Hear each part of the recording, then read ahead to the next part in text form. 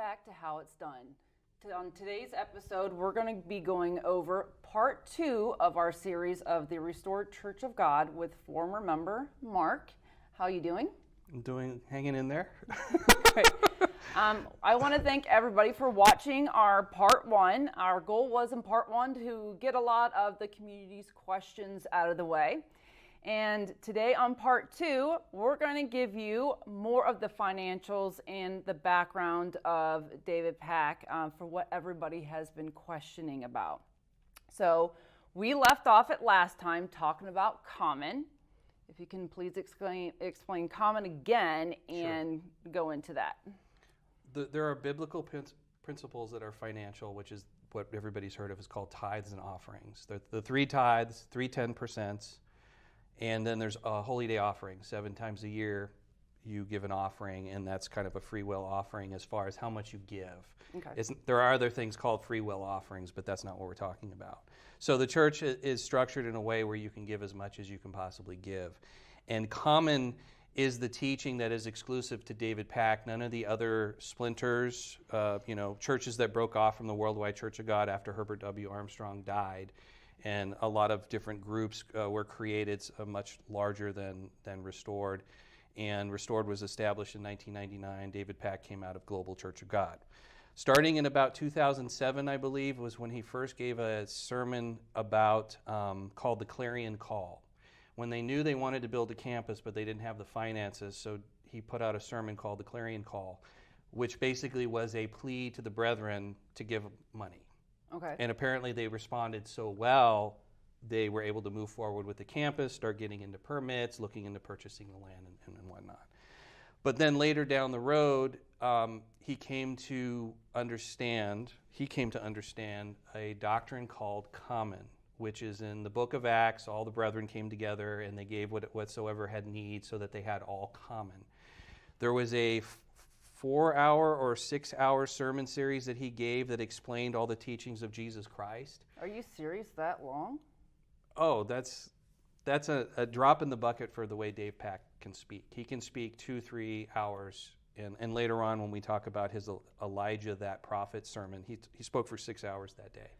Okay. 3 2-hour sermons. Now, can I ask for this comment? Sure. Do any other splinter churches do it? Did Worldwide Church of God, did they do it? So no. It's exclusive to Restored Church of God. That's correct, because the Worldwide Church of God had over 100,000 members. So when you have tithes and offerings, you can actually support a lot more than you can when you're a church of, maybe 2,000 people, or 1,500, last I heard, 1,500 baptized members, not total members, but baptized members. But what common does, it opens the door to being able to have people sell property, sell homes, to give the church a lot more money than they normally would.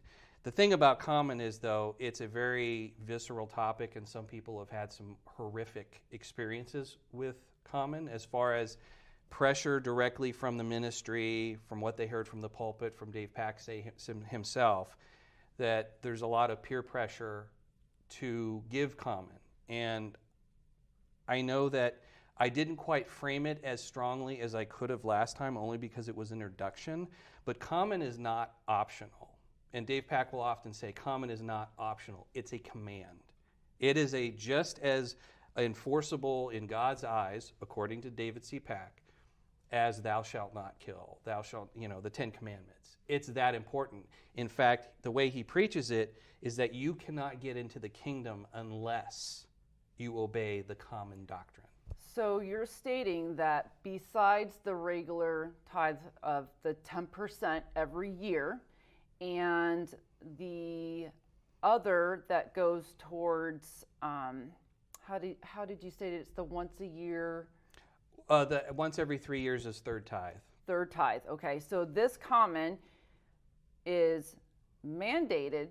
Now, what happens if they can't give this extra common, like sell things that they have to give to the church? That's the problem that some people have. I know people that have lost sleep over it, that they have businesses and they need to invest in the future. They need to buy equipment, There's big front-end investments. They're farmers. They have to buy equipment. They have to buy seed. They have to plan ahead. And yet, how much do you give the church is based on how much they can afford to keep their lives going. And if you have faith that Christ is going to return, and that this is also like a test command, that you won't get into the kingdom until you give common, and only you and God know what that price is, people lose sleep over it. It's something that is very stressful. It tears families apart. Husbands and wives having disagreements. Parents fretting because their parents are selling their home just to give the church money, or senior citizens doing fundraisers with knitting and baking so that they can give what's called widows' mites, because in the scriptures it does talk about God values those who give out of their lack versus out of their abundance. So the members go ahead and give this extra, which is common. Mm-hmm. However, it has been discussed that the Restored Church of God does not go ahead and help its members financially like you would say like an average church would. Hard times during Christmas, presents for the kids, things like that. Somebody needs help with rent. If they have all this money coming in, why are they not using this to help their members? According to David Pack, the common is used to help preach the gospel. Third tithe assistance is what is the financial institution that God set in place to help those in the church who are in need. They have to apply for third tithe assistance, and the ministry makes a judgment call about whether or not you'll receive third tithe, how much that third tithe will be. They try to use things like welfare and unemployment and any other government structure in order to not have to shell out money. Because if you're giving money to the brethren, you're taking away from God's work. And okay. that's how it's explained. So it's not that they won't help people. It's just really hard to get them to write a check for you. And if you do it, you better be spending it on the right thing, or you will get a talking to about it. Like, why are you spending the money this way? Why are you spending the money that way? And that also adds to stress to people where they don't feel like they can even ask the church for help. Now, along the lines of the financials, since he won't discuss how much the church brings in, you mentioned to me that he's using a Bible passage to justify why he does not at least disclose to his members Sure. how much is coming in, where is it all going? Right. They don't volunteer information that invites criticism. It's much like Dave Pack himself will not ask you a question ever that invites criticism. It's a very slick way of, so what was your favorite part of the sermon? Or what did you like the most? What was the most interesting to you? Not did you believe it or did I do a good job? In the same way, where's the money going invites criticism. Well, I don't think we should go towards that, and I don't think it should go towards that. So they simply don't. Other churches like 𝗏𝗏 and United and Living, they'll put out their financials every year, and I remember Dave Pack criticizing those churches for doing that because he said it's none of the brethren's business where their money is going because it's not their money anyways, it's God's money. So you don't have a say. You don't need to know. We have to be the wise stewards with the money. You just pay and do your part, and then we'll do our part. And the problem with that is that the gospel is not being preached at the Restored Church of God. It was when I was there. World to Come was being recorded regularly. It was on YouTube. It was moving up into television. Literature was coming out. Literature was up to date. New literature was being written.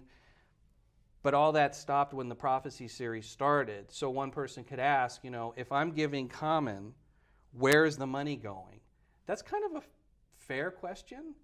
I didn't question it so much because I knew where it was going, and I felt like if I really knew where the money was going, it would make me angry. And then if I got angry about it, then I might be disobeying a command of God. So I opted to just live in ignorance, which a lot of people choose to do because otherwise it'll drive you crazy. Now, I noticed in my research looking on the Restored Church of God's website that the material is outdated. He hasn't come out with any new books, even though a lot of these books were written by Herbert Armstrong, there hasn't been a lot of new stuff. So I can justify funds wanting to have material to give to members, to give to people who want to learn. But that is not the case, just like it's not the case with the agriculture going on that they said that they were going to go ahead and do. Correct. Yeah, there's a lot of things that are no longer in play that we were, I don't want to say sold, we were told, we were preached to, this is what the money's going to be for, we're going to build this beautiful campus, world leaders are going to come here, and then it became the Mountain City's going to come out and land here, so we have to have this wonderful place. And it's only very recently that 𝗪𝗃𝗃 has done a reversal on the purpose of the campus. Okay. Just recently he said, oh, it's just a gift to the church and the brethren. So why would I give you $250,000 as a gift just so you can have more horses and more trees for you to enjoy? To have a half-mile wooden fence put along the highway because you don't want to see the freeway and you don't want people to see your house or you want to hear it. So that's why the fence was put up along the whys, I can only speculate as to whys, but knowing him the way I do, and there was a black screen over there for years that was both a sound baffle as well as for privacy. A big storm took that down, and then instead they put up this, I don't know if it's 6 or 7 feet long, but ask any carpenter or any construction person how much a fence like that, a wooden fence that goes for almost a half mile, how much that costs. That's where the common money's going. It's going so David and his wife is actually a really wonderful person. I don't want to speak ill of her. She's super nice. They like to ride horses, which is why the Restored Church of God has a barn with horses. So is there any, I would say, biblical or religious reason why Restored Church of God has horses? No. Do the other members use it? I'm just trying to understand. Yeah, headquarters, when I was, again, I've been gone for a year. Things may have changed. There's nuances to all this. They invited any people who lived in the local area, and actually during socials, if you would like to ride the horse, you can come and ride the horses. And there are actually members who have history riding horses, and they ride them too. So it is communal in that way, but how often people ride horses, and does it justify the expense? And I always personally wondered, and I don't have the answer, did 𝗪𝗃𝗃 write a check out of his personal checking account to buy the horses? Did that come out of church funds? And what widow sacrificed and knitted, crocheted little doilies and sold them at $3 a pop just so 𝗪𝗃𝗃 could have a horse? I don't know that answer, but that's a question I've always had. So basically, I could not ask to go to the church and ride the horse. I'd have to be a member. Yeah, that would be a good incentive for you to be a member. You could ride horses. Now, is there a reasoning why, with how well financially Restored Church of God does, that they don't participate in their local community, surrounding communities, the county? Many churches, large and small, participate in different ways with the Main Street, 𝗪𝗪𝗧 events that are downtown. The Chamber of Commerce does a whole bunch of things as well, but I do not see Restored Church of God doing anything. I mean, I could see in the wintertime some of the churches, putting out cocoa or doing things with the kids. Even if they are not into Halloween, they still try to participate to be in the community. But I don't see that from Restored Church of God. I see them as they are closed up. And that's why people have an issue with the gate. It's always the gate, but they are not participating in the community. And I think that is a sore spot for a lot of people because COVID brought so many businesses together. They brought so many churches together, everybody working together. It didn't matter your belief, but Restored Church of God still stayed in their own world. And I think that has hurt some people that they do not participate or want to be a part of anything community. Correct. They don't do any kind of outreach or community-related events. All the events that Restore does is for the internal membership. The summer picnic, winter social, spokesman's club, there's just various things, ladies' tea. They do have events, but that's more for the membership. And the reason they don't participate in the community in Wadsworth or anywhere else is that this is the devil's world. It's not their job to fix the devil's world. So they're not going to open a soup kitchen or feed the homeless or, help, children with, leukemia, because that's taking the money that God wants to preach the gospel and support his work in his church, not to play around with the devil's world. And I know that 𝗪𝗃𝗃 has been very critical of the other churches like the United Church of God. They'll help people in the Ukraine or whenever there's some kind of world crisis. I've seen them do it online. They do local fundraisers. They try to give donations. They try to help people. But Restore just doesn't do that because that's a waste of money. The money goes to God's work, not to be sucked dry by Satan's world. Could you give me, after we talked, some examples when it comes to a member giving common that has hurt them? The emotional pain is probably more so than just the financial pain. People lose sleep over it, like I mentioned earlier. They get stressed out about it. How much should they give? If their salvation depends on this, they're not going to get into the kingdom. If I add an extra zero, what I get in? And it's always you're not buying your way in, but if you don't give, you're not going to be in at all. So it's one of those disconnects of reality. It's well, which is true? Am I paying pay to play, or no, you have to do this and God knows your heart and you give what you can? I know of one particular woman in Canada that was so certain, and this ties into 𝗪𝗃𝗃's false teachings and why it's so dangerous. Christ is coming. So she wanted to give common, she wanted to donate and sacrifice for the work. Okay, good. She has 4 young girls, and she sold all her winter clothes and the winter clothes of her 4 children. Because why? Christ is coming before winter is over. So of course, that winter comes, Christ doesn't, and now she and her 4 children do not have winter clothes. They had to go to other members in their area and ask for help. Can you please help us with this, help us with that? And they actually were able to scrape together enough clothes to keep that family warm during the winter. That's just one example of somebody sacrificing above and beyond. Now, there are stories about the Worldwide Church of God when Herbert Armstrong would say, send in your money, and people wouldn't go to the dentist, they'd let their tires go bald. That still kind of happens in Restored. People hold off, I don't know if I want to take this vacation because I got to give in common. Or 𝗪𝗃𝗃 has repeatedly taught, members should not have pets. Pets are a financial drain on you, and besides, when the kingdom comes and you're a spirit being, you won't be able to take care of them anyways. So don't have pets. And yet, he has horses. But isn't pets, Those aren't pets. Part of God's creatures? Sure.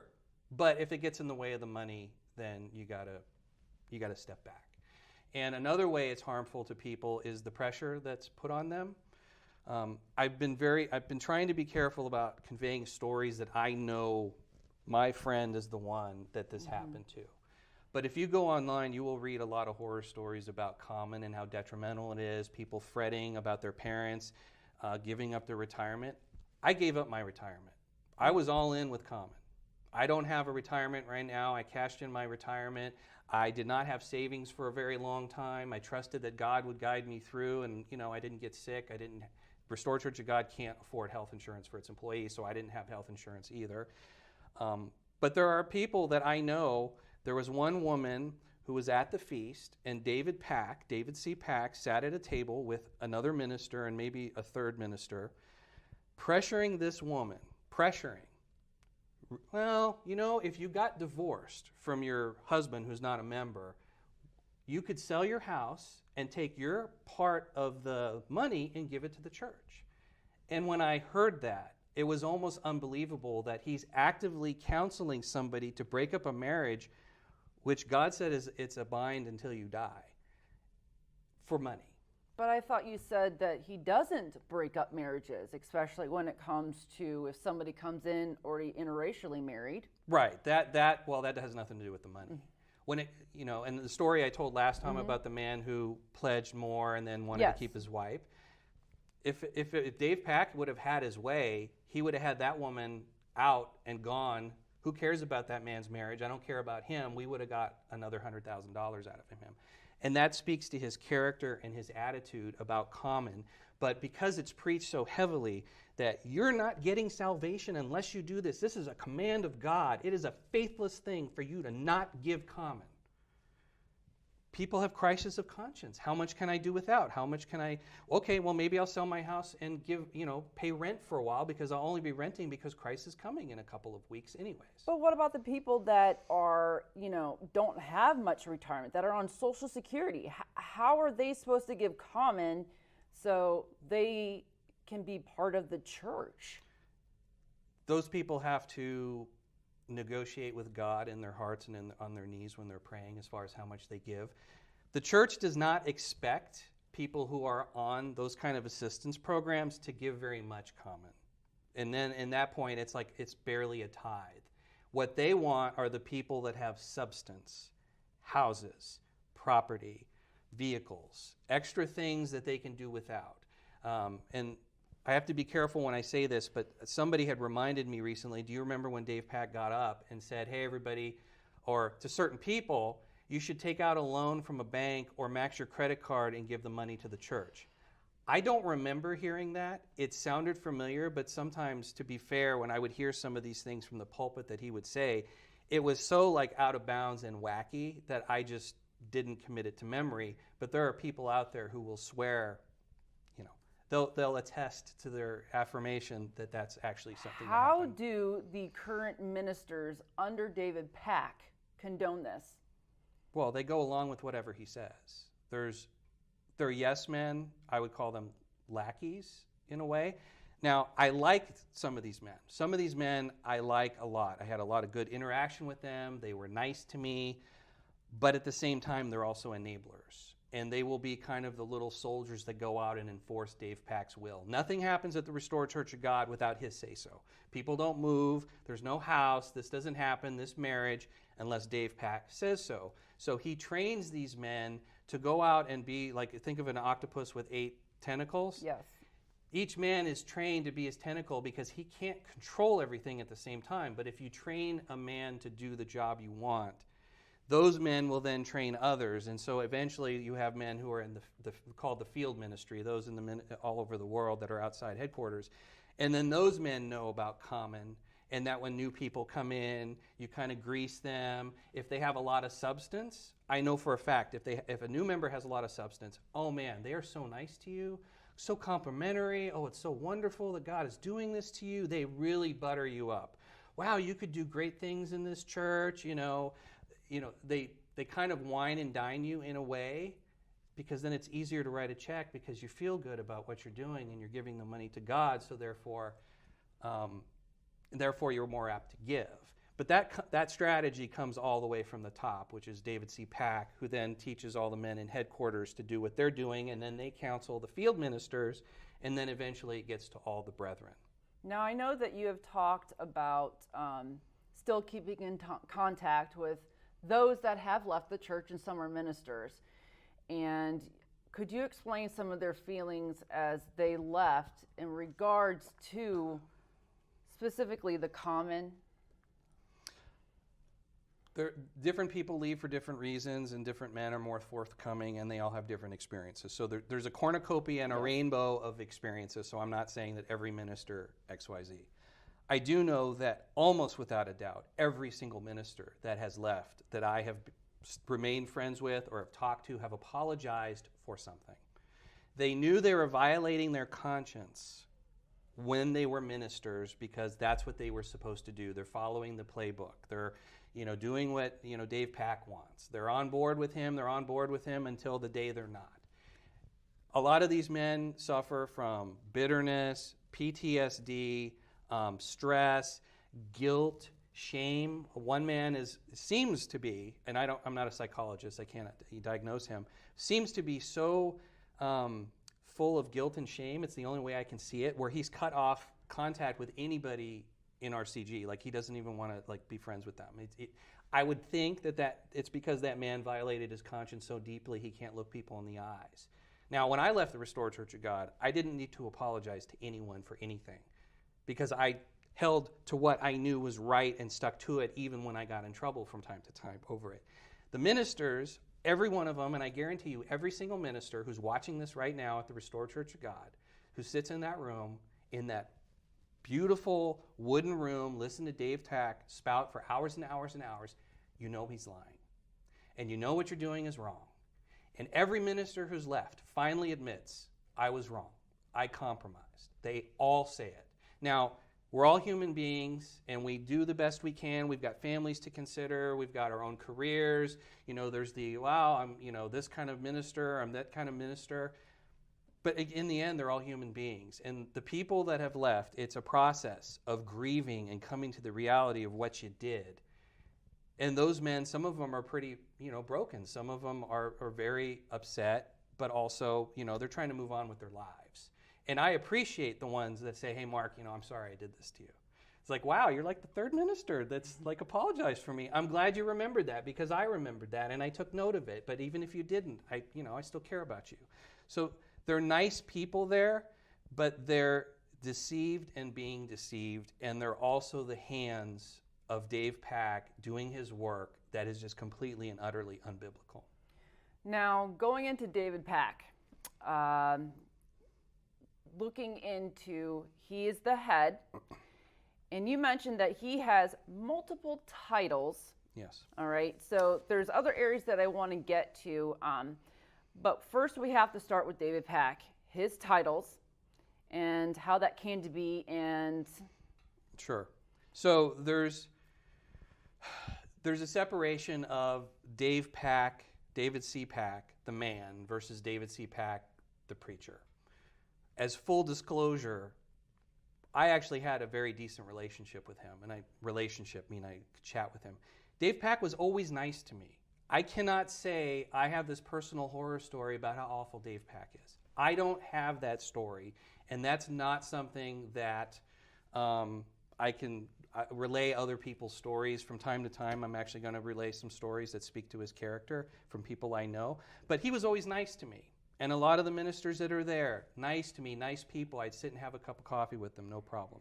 It's David C. Pack's teachings that are the problem, that I took issue with, that are unbiblical, and ultimately it's the reason I left. So just for folks who know, there's going to be a document on the links that has this document in front of you if you want to go through and actually read in the Bible yourself. David Pack has claimed that he is Elijah the prophet, that he is that prophet, that he is like Moses, that he is Joshua the high priest, he's Ezekiel's watchman, he's a type of Ezekiel.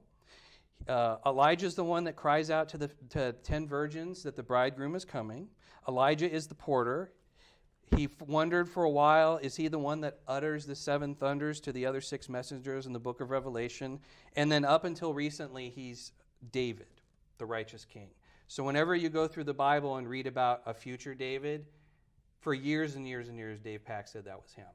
He's walked that back recently, and that's the interesting thing about him. He no longer believes the Mountain City is coming to the campus, and he no longer believes, or at least teaches right now, that he's David. The problem is that he will hammer it for hours and hours and reinforce it for years, and then kind of as an aside under his breath say, oh, well, I'm not David anymore. When you read that, that's not me. But anyways, it's like, wait a second, you spent like 12 hours talking about how you're David, and then just kind of as an aside, oh, by the way, that's not me anymore. My question would be, well, then why did you believe that in the first place? If you're God's servant, God's apostle, and you're preaching that, you're in the Bible, God put you there 2,000 years ago, or 4,000 years ago, depending Old or New Testament, but now that's not you, then why did you think that in the first place? And I know that none of those ministers who have access to him, who sit with him and talk with him and have coffee and suffer through his endless conversations, why don't they ask him? Well, where did that come from then? So I have a very long list of scriptures that just for my own edification, as messages would be delivered, I started writing down where Dave Pack sees himself in the Bible. So the titles are what I read, but imagine for all the churchgoers out there, you're sitting in the audience and your minister opens the Bible and says, oh, that's me, flips a couple pages, oh, that's me. It's like, man, here I am again. Wow, I'm all over the scriptures. I can't help it. That's the way God wants it. I always found that to be kind of silly. But once he saw himself as Elijah and that prophet, it opened the door for him to be so much more. 1 Samuel 2:3, he's actually the faithful priest. Elijah is being spoken about in Psalm 50. Psalm 89, he's David. Isaiah 11, he's the twig. He's the twig. He speaks comfortably to Jerusalem in Isaiah 40. And Isaiah 41, he's the righteous from the east. Mr. Pack, oh, I'm the righteous from the east. God said it, not me. Isaiah 58, Mr. Pack is the one to cry aloud and spare not. He used to teach in Ezekiel 34, my servant David is Dave Pack. Dave Pack is the plant of renown. He's David the king. He's in Joel, the teacher of righteousness. In Zephaniah 3:2, he's Jerusalem obeyed not Dave Pack's voice. I mean, I could go on and on and on. It goes all the way to Revelation where Mr. Pack is actually John in some of the parts, and then he's actually the angel, which is messenger in the Greek in some places. But this all changes. This all change. If he were of the tribe of Reuben, I would understand because he's unstable as water. Dave Pack's teachings are unstable as water. You don't need to study it. You don't need to remember it. You don't need to even absorb it because all you have to do is wait a week or two, or sometimes Monday, it's different. I changed it. And all the ministers agree. All the ministers agree. All the ministers agree, which is why I said that those men at headquarters are enablers. Because, oh, yes, we agree, we agree. He doesn't take a poll, hey, everybody, do you agree? That's not the way it works. It's just that, well, your silence is an admission that I'm right, and you can't come up with anything better because, quite frankly, people can't follow along anyways what the man is teaching. For those that maybe have never been to church or just don't understand, could you break down what that means for him saying that, he's the apostle, he's Elijah? Explain what that means to somebody who has never been to church per se. No, that's fair. In the book of Malachi, I will send you Elijah the prophet before the great and terrible day of the Lord. So in the Old Testament, there was a prophesied Elijah figure, which Elijah was long dead, so it's got to be somebody else. I will send you Elijah the prophet. So there is Old Testament prophecies that have New Testament and beyond fulfillments. So when I say Elijah or Joshua, these are biblical figures that God has put in his word that will be somebody. There will be an Elijah if there is another one, but John the Baptist was a type of Elijah. So it depends on your understanding of this scripture and that scripture, but it's really those titles, and that prophet is taken out of Deuteronomy, which even in the book of Acts is Jesus Christ. And it's interesting that he claims that prophet, and actually some of the ministers, including myself, not a minister, but at the same time, when he declared himself Elijah and Elijah's that prophet, I lost sleep for 3 days. It was so disturbing to me. I knew that this was wrong. I read my Bible. This is a discontinued book with Dave Pack's name on it. Is that prophet alive today? This book is out of print. You can't find it in RCG. In fact, there's a couple of books here. I will send Elijah and then the Mr. Armstrong book. Okay. These books are no longer there because the new Mr. Pack is the Elijah teaching trumps all of it. But I just want to read a couple of passages from this book. I don't need to condemn or accuse David Pack because he does it to himself. Okay, on page 30. Let's now prove who is that prophet. Allowing the Bible to interpret itself, he shall send Jesus Christ. And then he quotes more of Acts. For Moses truly said unto the fathers, a prophet shall the Lord your God raise up unto you like of your brethren like unto me. The Apostle Peter plainly, absolutely, unmistakably equates Jesus Christ with the prophet of Deuteronomy 18:15. This is why Mr. Armstrong taught this truth as he did. There is no possible way to read this passage, at least not with an honest mind. This is still Dave Pack talking about that prophet. The only prophet that all people from all previous ages could hear is Jesus Christ. He is the only possible candidate who could be heard in all things whatsoever he shall say unto you. So there is only one conceivable way that any person alive today could claim to be that prophet. Again, Dave Pack claims he's that prophet. He would eventually have to claim that his writings are and revelations are to become part of Scripture. It can be easily proven that when Peter said this, he knew exactly what he was saying. Of course, God inspired him, and that should be enough to believe it. And this is the last part, later in the chapter. If someone claims to not only be a prophet, but also be that prophet, he is both a liar and a blasphemer. He makes himself God. He may be running, but God has certainly not sent him. If he claims titles belonging to the all-powerful living Jesus Christ, then he is no less than a blaspheming idol seeking to replace Christ himself. And then I'm going to read one last part. This is for all the members of the Restored Church of God and all the ministers watching this. If you are part of the organization following that prophet, you are in the presence of a false, blaspheming human idol who seeks to steal your crown through directing your worship to him. So basically, David Pack is considering himself the apostle, the Elijah, the top dog that is going to be when the end of times comes, and in his version, that Restored Church of God is going to be the center of the world with Jesus coming down, and he's going to be by Jesus' side. He's the only one. This is what you're saying. He's the only living apostle, yes. And because he's Elijah and that prophet, there are no other figures. I'm not very versed in the Bible, but I do know enough that throughout different religions, to claim yourself to be so high, that's not good, is it? Wow, that's your interpretation. It's amazing because Dave Pack has this way of reading the scriptures and applying it to himself and elevating himself. When he declared himself Elijah, which in another book, he was proving absolutely that Herbert W. Armstrong was Elijah. He had to dismantle that. And the only way that you can have a church and saying you're going to hold fast to what Mr. Armstrong teaches, come with Restored Church of God, we're going to teach all the things you used to know, including the Elijah teaching. In order for him to dismantle that, he had to do something very clever, which is elevate Mr. Armstrong to be like Moses, to be a Moses figure. It's like, I'm not tearing down Mr. Armstrong, I'm building him up. And that's the shell game with the scriptures that Dave Pack will use. It'll be like street magicians type stuff, a sleight of hand. Oh, don't look over here too much, don't look over here, because what I'm really doing is over here.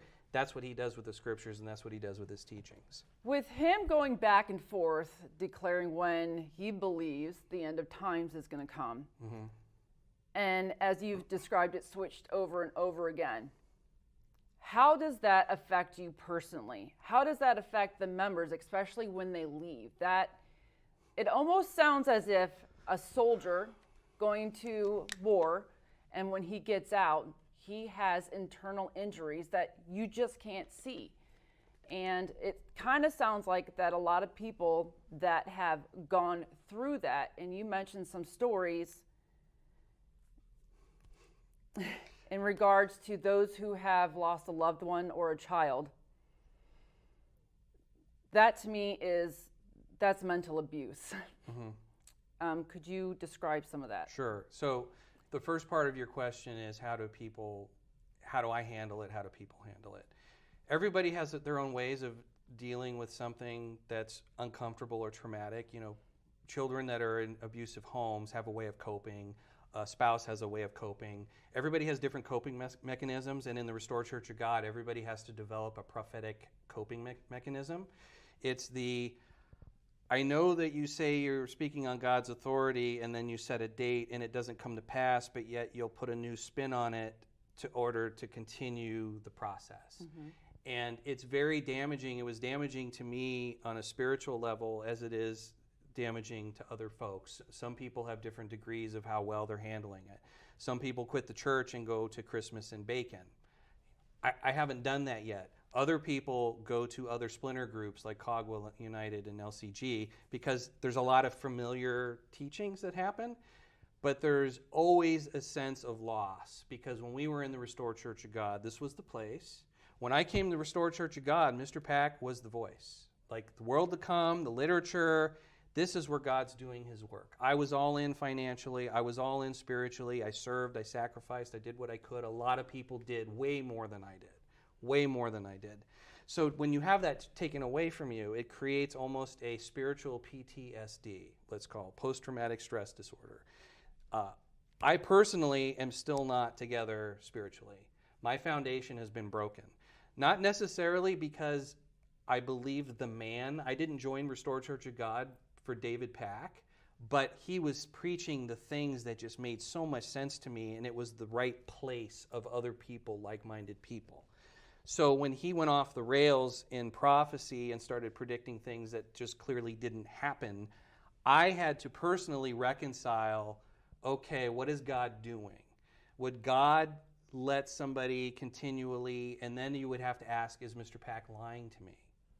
And then people ask questions. Is Dave Pack know what he's doing, or is he completely delusional? And everybody has different questions for that. But more specifically to about people that are damaged by this, it's really the reason I'm doing this. The reason I'm willing to put my face on camera, the reason I'm willing to put my name out there to face ridicule, criticism, or whatever may come from it, because I think that what people who are not religious can't understand is the emotional damage.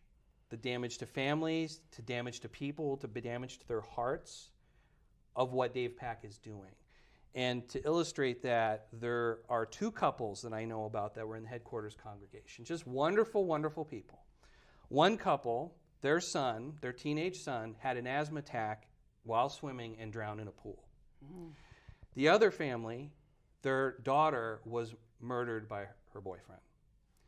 And I heard David Pack in sermons call out, not at the same time, but certain couples, and sometimes together, call out the couples. Don't you want to see your son again? Well, you're going to see him real soon. You're going to see him real soon.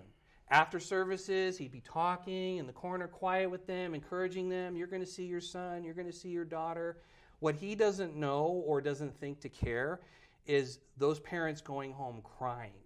Sometimes crying in hope that, wow, we're going to see our child, our dead child, soon. What mother or father doesn't want to see their dead children again? What husband or doesn't want to see his wife again? And the man does not have the courage or the moral fortitude to go to those people and beg for their forgiveness, to get on his knees and say, I'm so sorry for putting you through that. Because the families are built up with hope. They're built up with, we're going to see our kid again. He's been wrong in the past, but there's just a part of you that wants it so bad that you want to hope, and you let yourself hope, and then it doesn't happen. And from Dave Pack, nothing. I'm so sorry I did that to you. I'm so sorry to put you through that roller coaster. I promise I'll never do that again. He doesn't do that. And that speaks to the type of man that he is. Is this a shepherd? Is this, this old shepherd, he talked about that all the time. But it's like there's two biblical principles. Out of the abundance of the heart, the mouth speaks, and by their fruits you shall know them. Dave Pack's fruits are wicked and wrong. Those poor families go through the roller coaster, and then again, and then again. And he would repeatedly, I saw him do this myself at headquarters here in Wadsworth, call out a couple. Don't you want to see your son again? After he just did this a couple months before.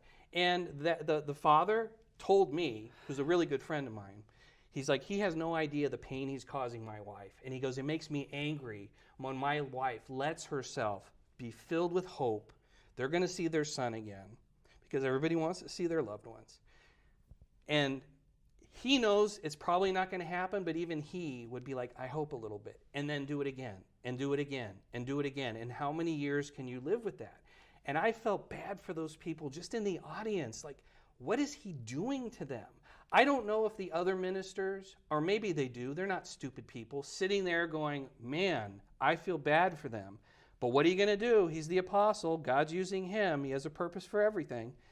That's the kind of damage he's done. And then one more person that I know who's the father of a good friend of mine, he lost his wife last year. Oh. He lost his wife last year suddenly. Just boom. She was there one day, and the next day she was just gone. whole family's in shock. Meanwhile, 𝗪𝗃𝗂𝗃 is teaching, Christ is going to come on this date, Christ is going to, and when I say this date, I mean like within 2 weeks, or the next holy day that's a month away. We're not talking about, in 2035, Christ is going to come. He's saying here, and over and over and over and over and over and over again. And I know that this man is having a hard time now because he recently left restored with his family. His wife has been dead for about a year, and he's just now grieving. He held off his grief, at least processing it, because Mr. Pack says, I'm going to see my wife real soon. So he never got to finally start coming to acceptance that his wife was gone, that the family's changed, because you know what? Mr. Pack says, Mr. Pack says, Mr. Pack says, and for 6 months, he seemed to be doing okay, but he's not doing okay right now. My friend, I was on the phone with him before I got here. His dad is almost a broken man because of the pain that he's going through. And that's the damage that 𝗪𝗃𝗂𝗃 either doesn't see, doesn't want to see, and will never admit to. And there's not a minister at headquarters that can say Mark 𝗪𝗏𝗏 is a liar. That's not true. They can't say that. But what I can say is that what 𝗪𝗃𝗂𝗃 is doing, he's crippling people, he's hurting them emotionally, he's breaking them spiritually. And that behavior, those words, is just flat out evil. I have a concern that if he is capable to go ahead and put a family member through a roller coaster and not allow them to do the proper grieving process, and I've personally been through it. There is, I don't care how many books are out there, the grieving process is a bipolar roller coaster. There is no set way to go ahead and grieve. You have to go through it, and the longer you put it off, the harder it is. And to keep bringing that up for somebody, wrenching their heart out that they're going to see their loved one, that's cruel. At least to me, it's cruel. My question is if these people feel, the members, that the end of times is going to come, what do they do about if they find out they have cancer or they have something wrong with their health? My concern is are they putting off getting treatment or taking care of themselves because 𝗪𝗃𝗂𝗃 is giving false prophecies of the end of times? Some of them, yeah. Some of them don't take trips to see their family because, if Christ's coming on Saturday, there's no point in me driving all the way out there. Some people opt not to go to the doctor, or what's happened more often, maybe even before 𝗪𝗃𝗂𝗃, and this goes all the way back to Worldwide Church of God, they're going to act on faith. I have faith that God's going to heal me. And faith is a wonderful, powerful thing when it's used in a positive way. I've had experiences of faith that I could never convey to another human being, that I experienced something that was real to me. That's faith-based. And I can't diminish anybody's faith or what they believe or the strength of their faith, and we don't judge those type of things anyways. But some people will walk in faith and opt not to get cancer treatment, and those people have died. Now, would they have died anyways? I can't put that at the feet of 𝗪𝗃𝗂𝗃. He's preaching what Herbert Armstrong did. There are stories from worldwide. You go online, you can find it. If you Google Herbert W. Armstrong, Worldwide Church of God, failed prophecies, David C. Pack, if you go and Google him, you'll find these kind of stories. But they all have to make an individual choice. I've asked myself, I sat there and said, wow, if I had cancer, would I do cancer treatment? And to be honest, I wouldn't. I'd be like, I'm going to act in faith that God is going to choose to heal me. And then if I die, then it's according to his will. I cannot say that that's a bad way of thinking. That is scriptural. But if you're holding off your cancer treatment because 𝗪𝗃𝗂𝗃 says, in 3 months, Christ is going to come, and then you don't do it, is that an act of faith, or are you listening to a man? That's kind of between them and God. But it certainly doesn't look good. And I don't know if that's the kind of church you would want to be a part of. But some people have written in and said they were healed of whatever afflictions they had. And I don't diminish those things either. I've experienced things in the midst of my calling and in my conversion that I can't explain, where God came in and saved my life. I should be dead a couple times over. but I'm not. I didn't make a decision about cancer, but I understand those who do or those who don't, and it's kind of along the lines of, whether people want to get a COVID shot. In Canada, RCG is saying you absolutely have to get a COVID shot because if you don't, you're out. It used to be, when I was there, well, everybody kind of, that's a thing for themselves and their doctor and God to work out. But when Canada started saying you can't assemble together without a COVID vaccine, that's when RCG stepped in and said, no, it's a sin if you don't do it because you're denying the Sabbath. You're not able to assemble. So get the COVID vaccine, get over it, or you're out. So that's kind of medical related, which is why I bring it up. Wow. In going into his prophecies and talking about the emotional roller coaster that these members go through, I can say after our first episode, a lot of community members, people from even outside the community, reached out and were very concerned in regards to the current members and the former members. And I say that because they were concerned, going, how can they help? They're concerned. How can they help you? They feel bad. It's almost like the PTSD syndrome coming back with internal wounds that you cannot see, like a soldier. And that's why people are concerned. I just want to say to any former member out there, there are people out there who support you. If you need any help or any services, please feel free to contact, and I'll make sure I get those resources to you that people have given. Current members, just know that there is a world out there for you that is ready to embrace you. Because we've been doing this series, more people are now understanding. They understand more of the backstory, less of the conspiracy theories in regards to how it built because of the city and armed guards and things. People are now getting down to the nitty-gritty, and just know that there are people out there for you. It may feel like that everybody is judgmental, but it's not. It's not everybody. I've had nothing but a good experience in regards to this, and it's about education. And I know that a lot of people have wanted to label Restored Church of God as a cult. And I have to be very careful in regards to doing that, because there are many different ways that you can label a cult in an organization. From what I have found and what I feel and reaching out to other people, it's not the members. The members are just going there trying to do their good for God with their families. But in a further down series, it's 𝗪𝗰𝗂𝗏. He fits in some scary categories of being a leader, and the concern that some people have had as he ages, he's in his 70s, as he ages, and these prophecies are not coming because he keeps changing them. Is he a danger? Could he decide, because like Herbert Armstrong, when he passed, everybody was kind of scrambling around trying to fix the church, and that's when the original splinters happened. What's going to happen to Restored Church of God? Does he have a plan? Some people are concerned that he may try to pull something with the members that is scary.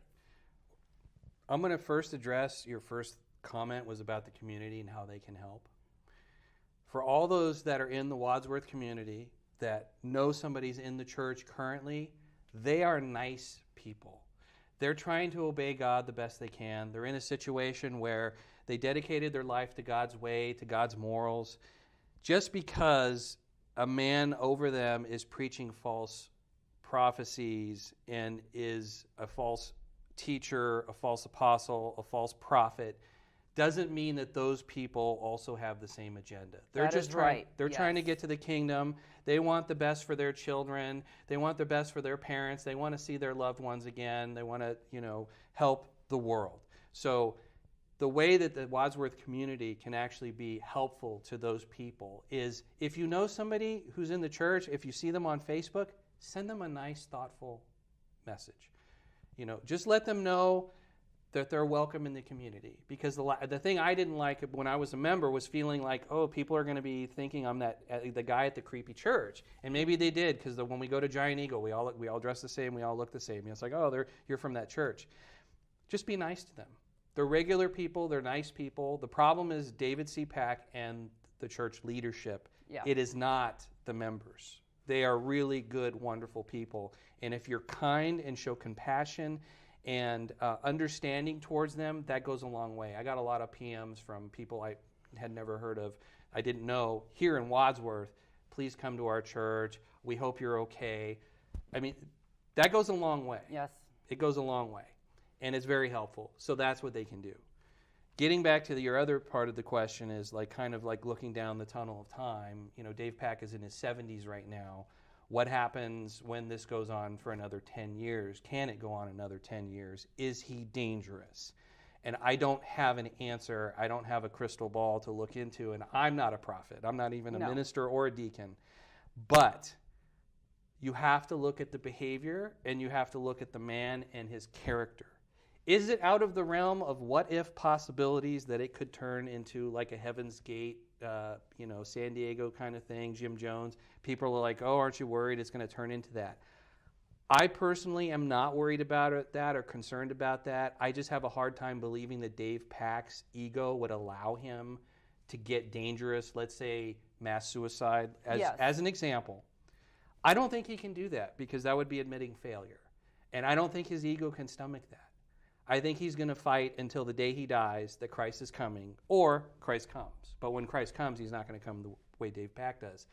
I had this very conversation with a former minister who's still a friend of mine. And I said, yeah, I'm not worried about him being a danger. And he was very hesitant. He's like, I don't know. He says, is it possible? Yes. Is it likely? Who's to say?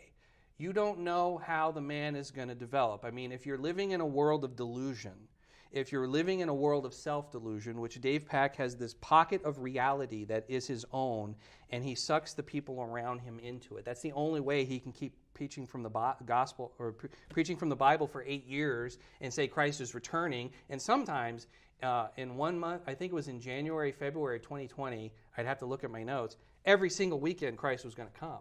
And it's like a rational, normal human being goes, wow, I'm really bad at this. Maybe I should stop.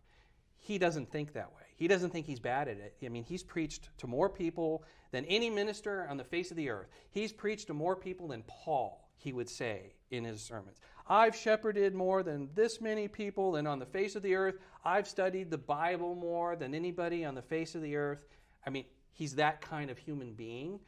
Is he capable of finding a reality? Maybe he's hanging out with Dr. Strange in the Multiverse of Madness, where in some alternate version of his thinking, things actually come to pass. I don't know if he's dangerous. I know he's hurting people now. I know that he's a danger to people spiritually now, mentally now. But what he's going to do in the future, that's all speculation. Well, as you can see, we got to the two main topics of common, which is the financial aspect, and 𝗪𝗏𝗏 and the titles that he has been given himself as Elijah and the Apostle. We've given some examples of what has happened to members and what is currently going on. It is for you to decide how you feel.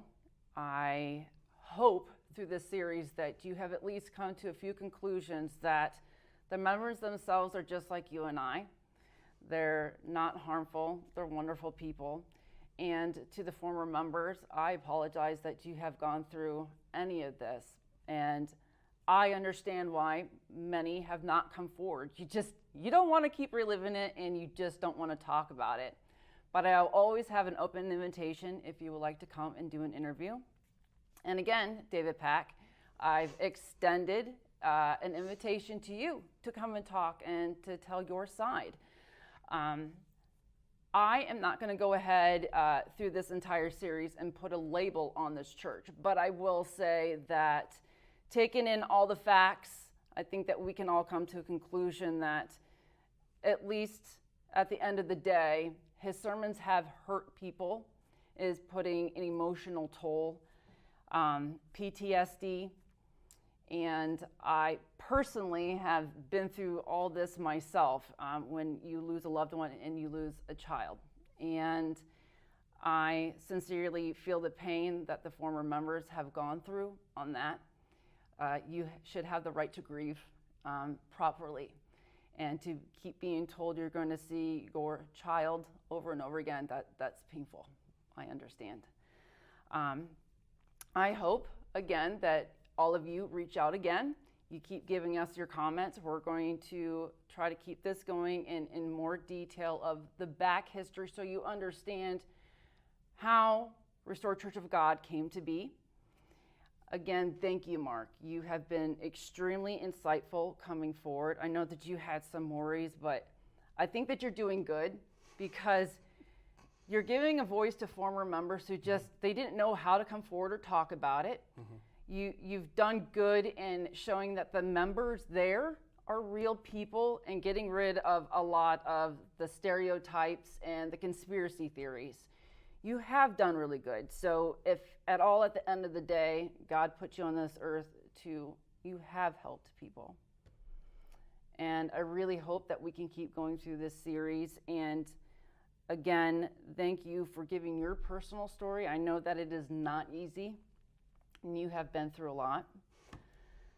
But I know a lot of people out there are watching. And again, please feel free to reach out to Mark. He has been amazing in helping people or directing them where to go. Again, he said he's not a minister, but he's been through it all, and he can direct you also where to go. Thank you very much for this episode, and continue to episode number 3, soon to come.